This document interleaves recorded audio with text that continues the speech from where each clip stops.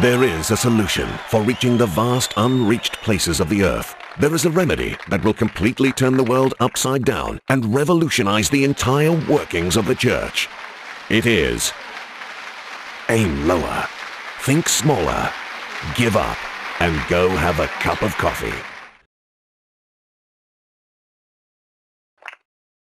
I know you're thinking, amazing, why didn't I think of that? But to fully understand the depth of this life-changing statement, you need a bit of background.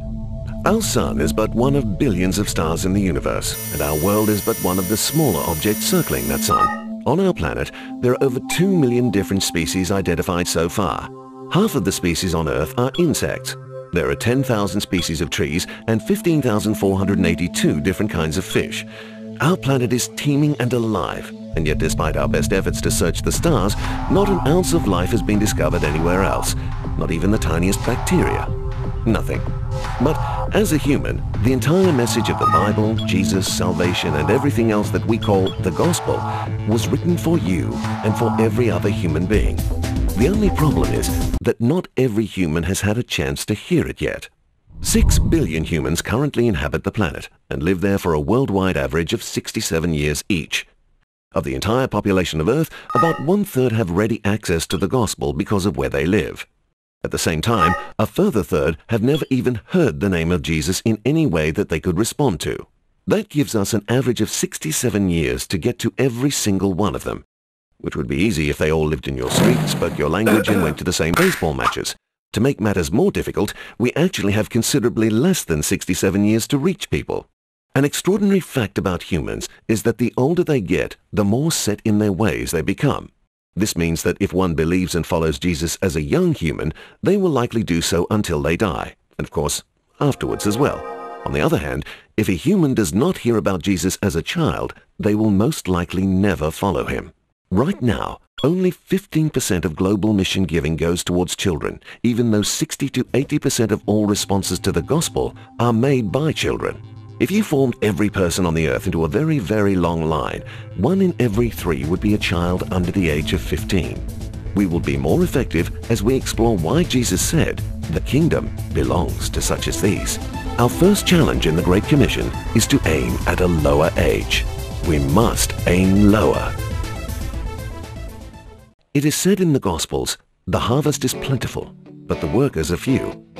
Already across the world, many are seeing that there is a role that children and young people play as workers in the harvest. Leadership does not start at 30 years of age. It starts as a child and a teenager.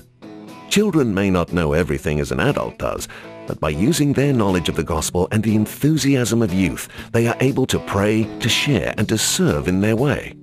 As the human population rapidly grows worldwide, there is an increasing number of children and a decreasing proportion of adults. The only way to keep up with the worldwide boom of children is to equip other children to reach them.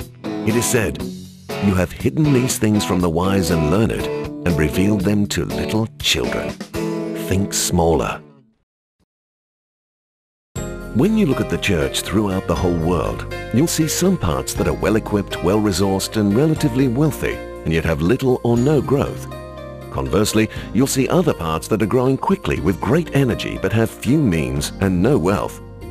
Together, as we seek to effectively evangelize, nurture, and equip children, we need to be willing to share resources more freely and give up the pride of building empires and organizations and to put kingdom building at the forefront. Whatever it is that we need to give up for the sake of the kingdom, let's give up. It is said that the body is a unit, though it is made up of many parts, and that Christ is the head. No one part can do the job alone. No one part has all the answers, the resources, the creativity, or the mandate to do it all. We are a body. When one part suffers, we all suffer. To accomplish the Great Commission means having a cup of coffee with someone from the church down the road. Talk to them, partner with them, become prayer partners with a struggling church across the globe. We are part of the same body. We are on the same team. Go, have a cup of coffee. A large part of the Great Commission will be accomplished when we aim lower, think smaller, give up, and go have a cup of coffee.